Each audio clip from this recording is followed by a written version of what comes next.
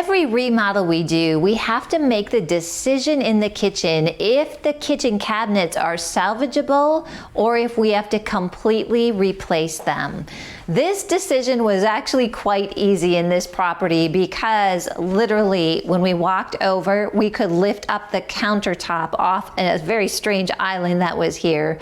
Also, the quality of the cabinets that were here were very, very poor. So we made the decision early on to replace the cabinets, and what was nice about that is it gave me an opportunity to rethink some elements of the layout and the design of the kitchen. So one opportunity that we found is that we could actually build a little pony wall here, which allowed us to move the refrigerator down and made the kitchen much more functional with just a little step of half of a wall. It also gave us the opportunity to put a pantry.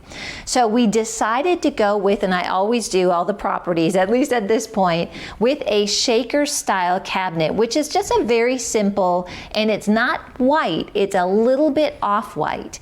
And in this, it gives us a nice clean look, and it's just really functional.